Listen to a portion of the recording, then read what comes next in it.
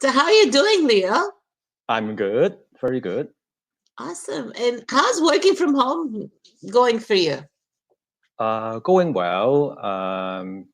Is well, of course, it's a new norm or new way of working, but well, because it's how many weeks right now? Like it's few weeks already. So I think I have adjusted already.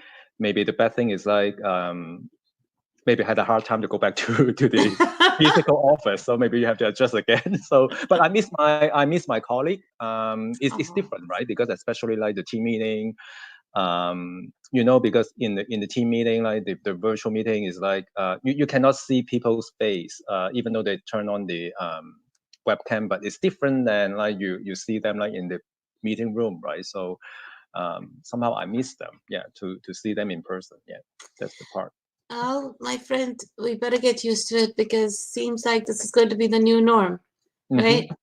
Definitely. Well, well, Leo, you have a very, very exciting career. So I thought, let's get a little intro from you. You Mhm. went to school for geography, Yes. Yeah. Yeah. and then you transitioned into human resources, and That's right. you've worked in so many different capacities, and now you're the program and services manager at Career Edge, right? Yeah. So why don't you tell us a little bit about your journey, how you transitioned, perhaps give us a little tip on how you got your first job, and then we can talk about what everybody wants to know, the behind the scenes HR. Yeah. I know you just um, want me to disclose my age by this, right? No, we're not getting at the Yeah. age Okay. level yet. So my career is a little bit interesting.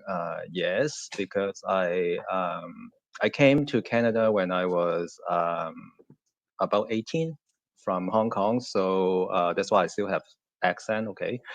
And then I went to the university here in Canada.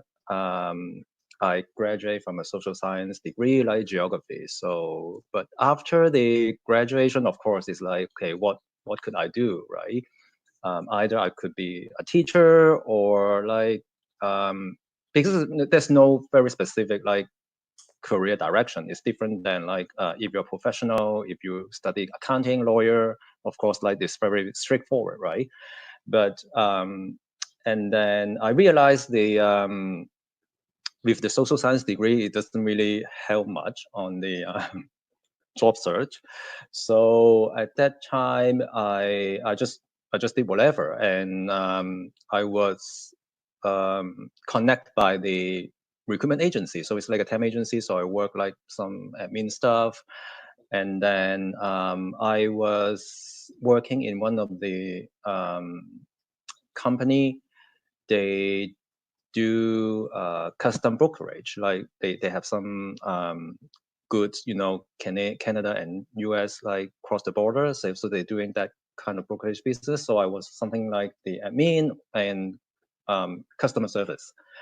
And then I was there for 4 years, full time jobs. So I could stay like as long as I can.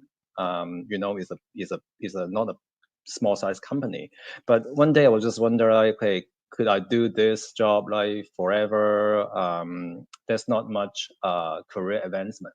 So and then I decided to go back to school, and that's why I choose the human resources. So I believe like if I have something related to the business, it's easy to find jobs because the job market is driven by business, right?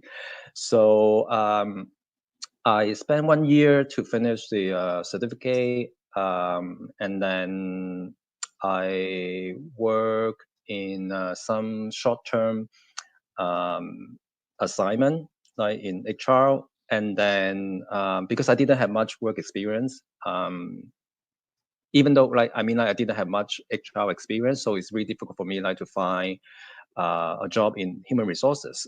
And then I did some research, and then I find the organization called Career Edge, which helping newcomers and also recent grad to find their first job. So they have a posting, I apply. And then they hire me as an intern, which is at the beginning just 6 months. Um, but at that time, it's like I don't mind. Like it's about the experience, right?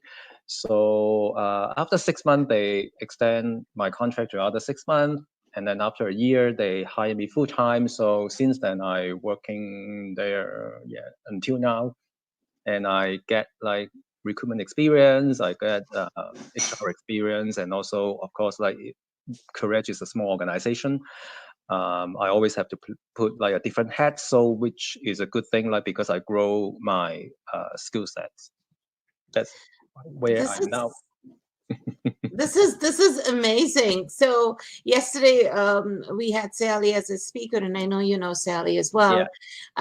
And we were talking about passion and how passion is really important. And I said there are three definitions of passion. One is something that you really enjoy and you're in love with.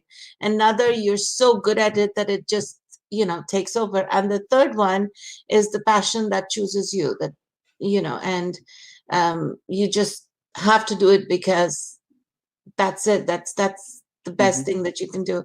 So in your case, you're not just a preacher of internships and getting your career started, but you've actually practiced it and you've lived it. So thank you so much for sharing that. I didn't know that about you. See, Leo and I go back, never mind, almost a decade, Leo, maybe a little less than a decade. And Leo's been so fantastic. It's almost like he was born with the HR spoon. um, so, really excited about the topic today, Leo, about behind the scenes human resources. So, you know, as a job seeker, we are constantly we're constantly applying for jobs, we're looking for job postings, and we spend time researching the organization, we spend time customizing a resume, and we apply for that position, right? We've done everything, and we know that we're the best fit for that position. Hmm. Hmm. And then once we've applied, the clock starts ticking. We start wondering, why haven't we heard anything?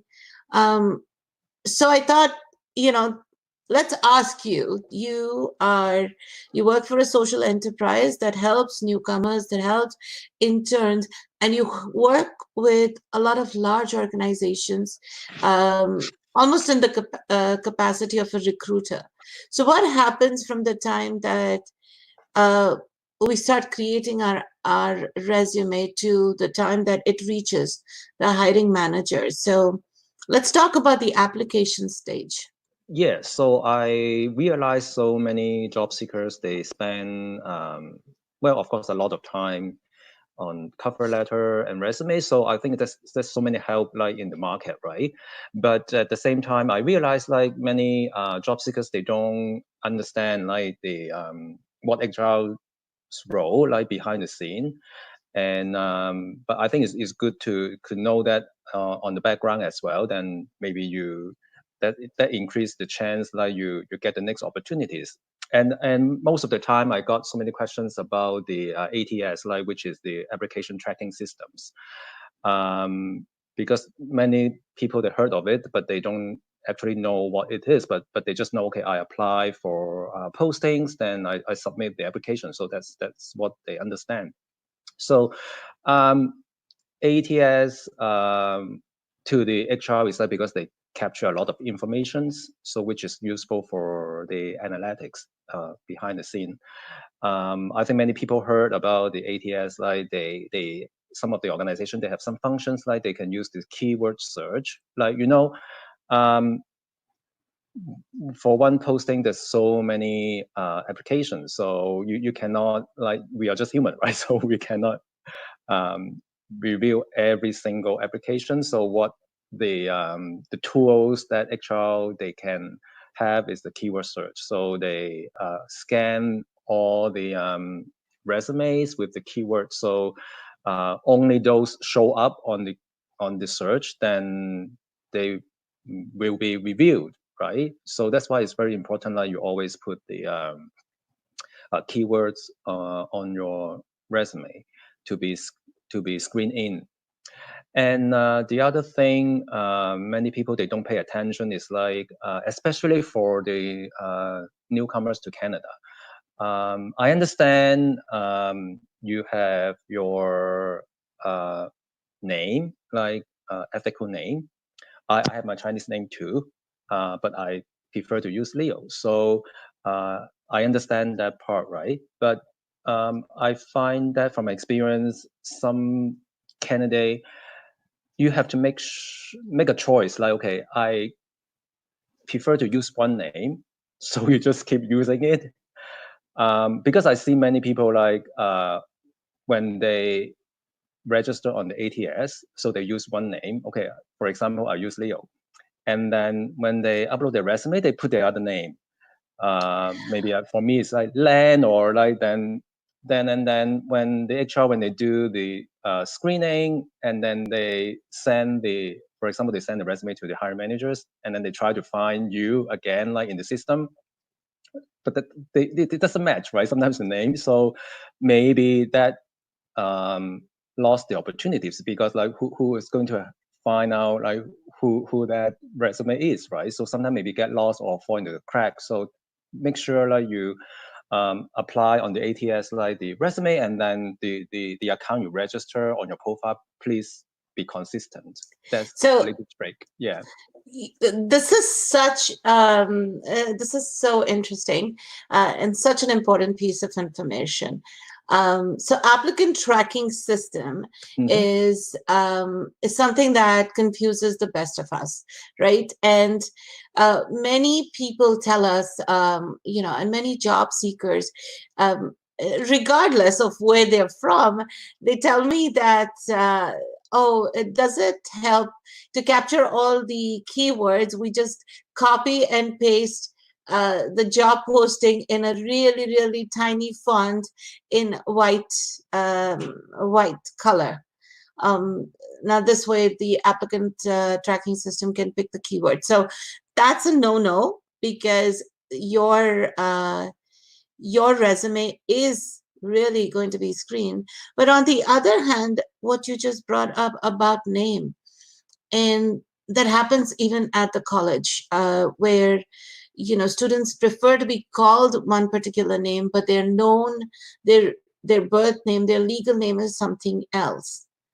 And you're saying that if they've used in the system, they've used their legal name, but in the system they've used their Christian name or their Canadianized name, but no, I mean like you just have to make a choice. So if they you, just I stick don't with the care, same name. is it your official name, but if you decided to use one name, just keep Stick using with it. it. Stick Yeah. with it. Don't just one time, okay, I apply for this job using other name, and then I use this job and I use my official name. Then sometimes maybe because of this, like you lost the opportunities, because So they cannot find you, like, ladies because yeah. Ladies and gentlemen, please stick with one name and don't confuse the system, because the system is, after all, a robot. And also now I can see the trend is more like, well, if the simple ATS is just, okay, you submit you upload your cover letter and resume, right? That's very basic thing. But now I can see like the market, like when you start to apply for a position, especially it's your first time to register for that company's ATS, make sure you have enough of time, because you never know what's going on. Because I did have experience, like, okay, I prepare my cover letter and resume, and then when I do the registration, I apply. There's so many pages like I have to finish. They keep asking questions, like it's not just yes or no, or just click the box, that type of question. It's really like they ask you 2-3 questions, then you have to type. So always don't assume just upload the resume and cover letter. Like, make sure you have enough time. Just get prepared. Like, maybe for the application you have to submit additional information. So initial screening. So what happens now? I've applied for a position. What's the next step? What happens behind the scenes if I get screened? Well, if you get luckily if you get screened, then that means like the recruiter or someone will call you for very basic like phone interviews, or maybe just straight like a face-to-face interview. That's how you showcase your um, skill set and experience. But then I also want to say that is like well, for the ATS, many like for the posting, like the managers, like they may have their candidate as well. And I know like some people, they are very frustrated because like, oh, I apply online the job posting but never get any feedback, and never get screened in, right? So my message is trying to say is like sometimes you cannot believe, because maybe when you apply online, like your application has never been reviewed. Even though I know like everyone has a very good resume, customized cover letter, but just there's other factors like affect your online application. So that's why I think, Mina, you always keep talking about networking, because online application, like sometimes it's just like you go to buy a lottery. It's like a Because 50-50% chance, right? 50% Sometimes it chance. makes Yeah, it or yeah, does not. yeah. So let's just assume now that it's made it to the recruiter screening, and the recruiter contacts you, does the first screening. What happens from there? From again, going back to behind the scenes, what does the recruiter do next? Well, they will schedule like a phone interview, and then of course they will ask like some preliminary questions, and then prepare for a shortlist to the managers, right? Mm-hmm. And then if you can pass that initial screening, then you'll be contacted for the face-to-face interview, and then let the hiring managers to select the candidates. And do they have to actually sell the candidate to the hiring manager? Well, that's the that's the part of the networking, right? So um, normally, like for me, it's like if I don't know anyone, so I just look at the resume and provide like a suitable candidate for the hiring managers. But I think in many cases, it's like maybe even some hiring managers or some HR recruiter.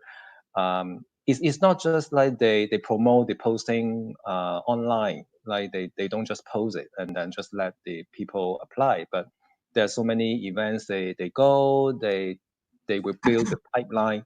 So from that process, they may meet some candidate, suitable good candidate already in some events. So then, of course, they ask, okay, just go to the website and apply, and then they have their name, they have a contact number. So And I know you do a lot of outreach, and I know you yeah, do a lot, and then and yes, you've and helped. then you make a contact, then of course then probably the recruiter will select the candidate they met already, or they already have some conversation. So that's how important the networking is.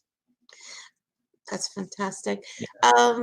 We have questions that have come in, but I wanted to, talk a little bit more about this. Mm. So tell me, I applied for a job, I go for an interview, I come back, and I don't get the job, Mm-hmm. but I'm not even getting feedback. Mm-hmm. Why don't I get feedback? Because HR is like a gatekeeper, Hmm. and we have to make sure the process is fair. And of course, like many HR professionals, they don't like to be accused of some human rights issues. And just so sad to say, like most of the cases, like they don't want to provide, like I know some job seekers, they would like to see, oh, can you give me some feedback, I can do better next time. But usually when you send out this email, I think 90% or 80%, like there's no feedback because it's a kind of like a negative information, right? So they handle it very carefully. They don't want to say something at the end like to be used as like a allegation. So I think that's the general concern. But of course, I know some hiring managers, they are very nice. They really give constructive feedback to the candidates. So it's not. I wouldn't say like is they won't give you feedback, but never, just don't hesitate to ask. Like if you don't ask, you never know, right? Yes, Yeah. and some companies have policies for not giving feedback because they don't want to, they don't want a lawsuit Yeah. in the future. So I've been seeing a lot of posts about um, the whole thing about feedback, but it's not the HR person; it's more the company's policies. So Yeah. Sometimes be like that. nice, guys. Mhm. Yeah. So um, my message is like I don't want you guys like those job seekers have like a negative impact on you. It's just like, oh, did I do something wrong, or like why there's no feedback, or even like I talk about the ATS. It's like, okay, I have a super perfect resume, cover letter, but why I never get called? But it's not your problem. Sometimes it's just because like maybe, as I said before, like maybe your application had never been seen because some people already did some networking and they just go to the front line. So that's why. yes. Mhm. Okay. Well, we wanted to talk a little bit about offerings. So, the final stage of any interview and is the job offer. Mm. And I see a lot of times the letter will indicate conditional offer. What does that mean? What is this whole background check, and why should there be a background check? Could you give us a little insight about that? Well, that's a very common practice, especially if you apply to those big corporations because they want to make sure the candidate they selected they have for example, like have a valid educations, um, the work experience you put it on your resume is legit, is a true experience, and of course, like involve like some criminal check or some. It's very typical for financial institution. They will do the credit check as well because that's a risk. Like maybe you steal some money or something like that. That's the idea. Um, the background check sometimes can take very long, especially for those like you have international education and experience, and the other some organization they even conduct the international criminal check. So they even check like if you're new to Canada, like they check your criminal record like in your before you come to Canada, the country. So that can take a long time. Um, but the tips is like if you really reach that level, reach that stage, which is good. Like you have a conditional offer on the clearance of the background check. Just follow the whatever company. Probably they hire like third party company to do that. Mm-hmm. The key is just like just read carefully and provide all the information they ask for and follow instructions, then the processes will be as smooth as possible. Yes, that's fantastic. So I'm going to ask you a very quick question. Yeah. The questions that come in. By the way, hi everybody. I want to acknowledge all of my Hi. wonderful watchers, audience over here, and I hope that the session is helpful to you to understand behind the scenes human resources and why human resources is an important aspect of almost every organization, and they carry a really, really big load.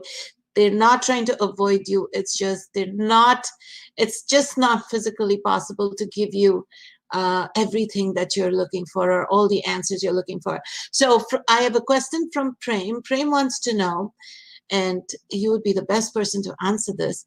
What is the difference between internships and co-ops? Co-op probably means like from my experience, more like from the college or university. Like if you are in a program, for example, 4 years degree program, maybe after your first year or second year, like in the summer term, then you don't have classes, and then you have to do the co-op component for that program. This is like a co-op, and assuming you are after the co-op, after your integrated learning, you will go back to school.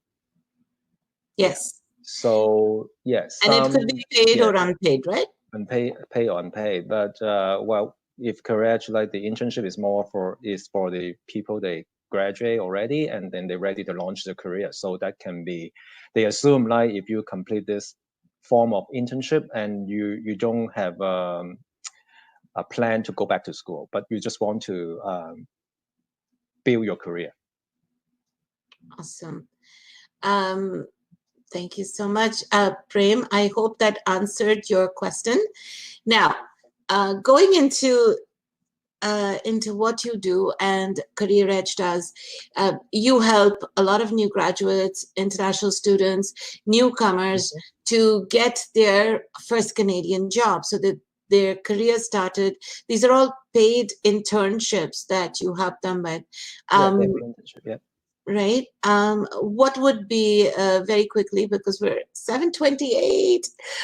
Oh my God, when I start talking, I don't stop. I need to learn how to stop. But, I'm sure everybody's here. They want to know how to get their career started. So if they want to sign up with Career Edge, what are some of the steps they have to take? And by the way, guys, Career Edge is a social enterprise. There is no cost to a job seeker. They work directly with the employers. They market you. They've helped hundreds, I don't know, Leo probably has a count, but in terms of my network, they've helped hundreds of students get hired, international students get hired. They've helped a lot of newcomers get hired. Oh, Wanda, my God, Leo, we've got Wanda, Sina, Sally, Biju, everybody in the house watching us. Oh. Hello. Thank you. Wanda says she started her professional career in Canada via Career Bridge. So this is absolutely fantastic. So very quickly, what are some of the steps that a new grad or a newcomer should take, and how can they connect with you? Well, they can very easy to go to the website www.careeredge.ca, and then they can start the registration process. It's very easy.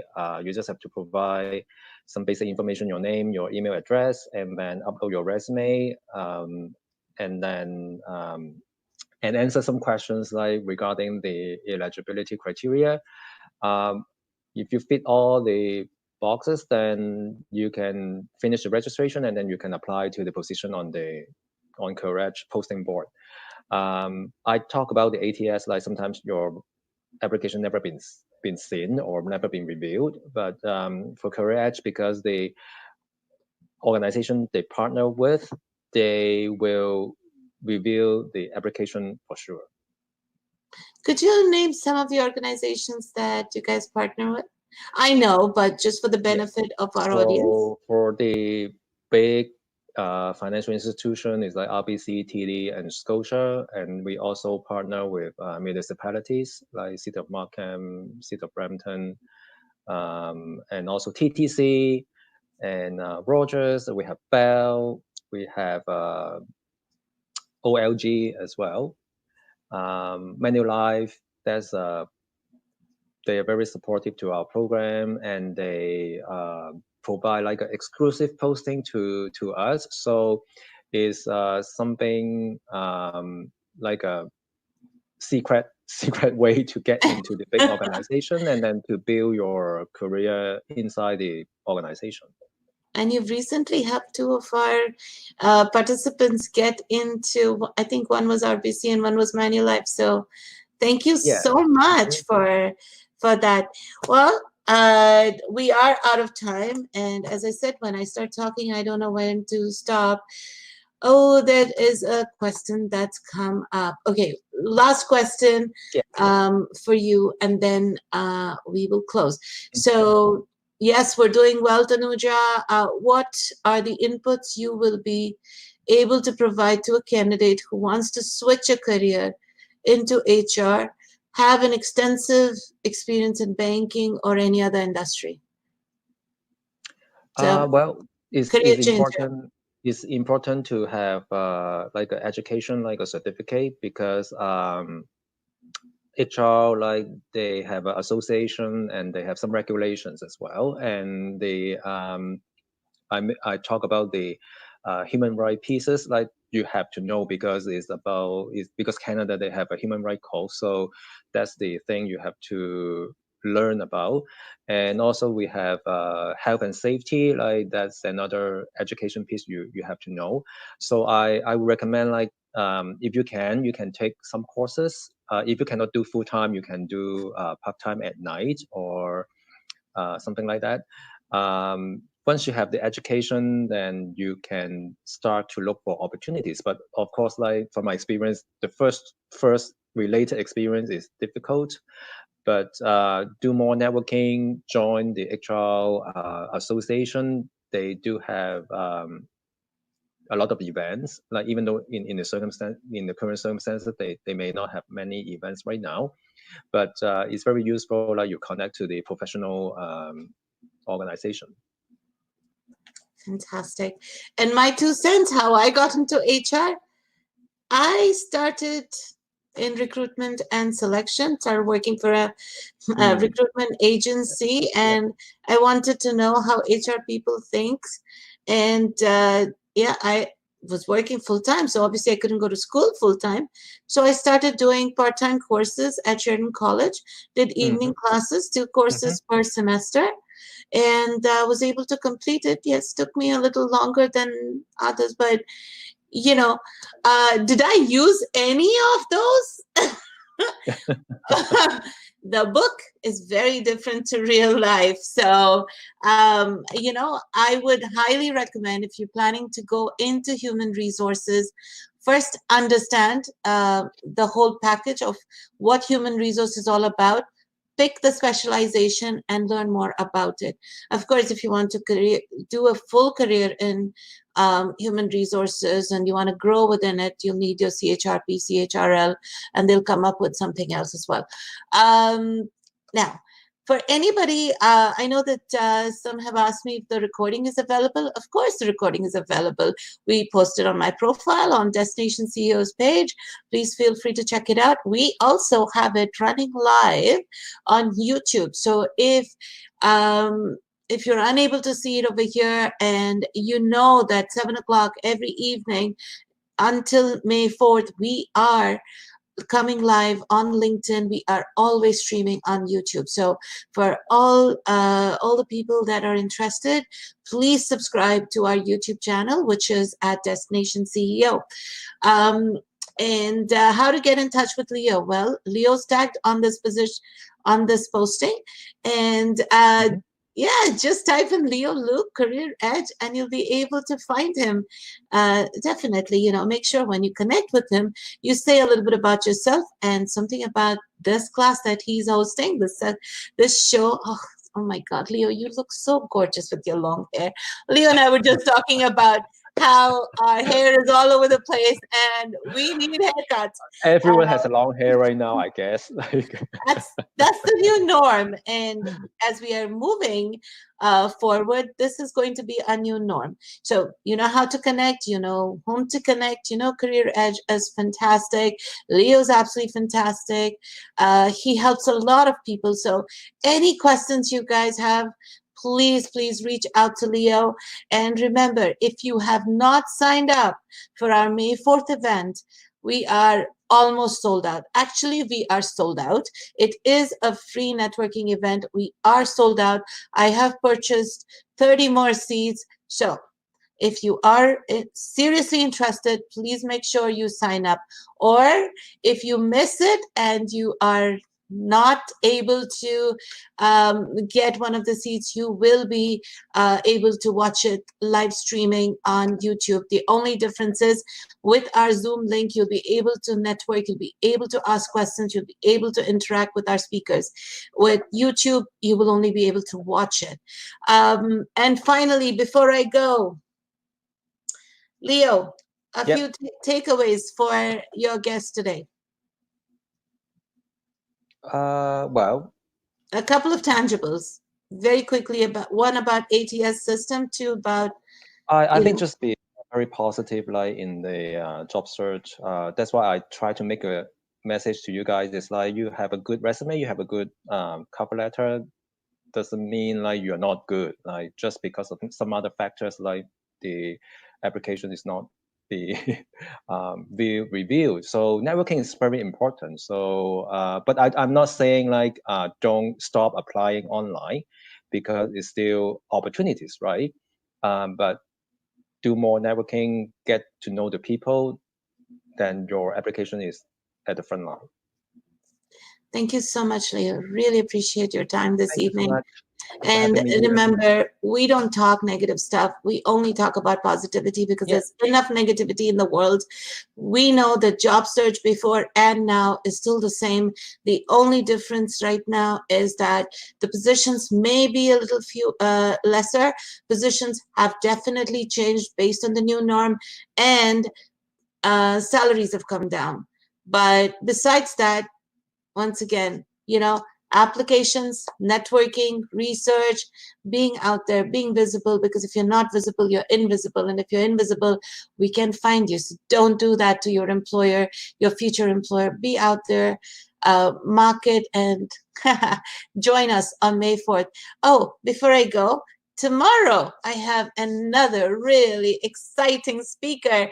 We are going to have Amdadur Rahman joining us, and Amdadur has a beautiful journey, and how he got started with his career, and what's some advice for you. So please make sure to be here 7 p.m. sharp, LinkedIn Live.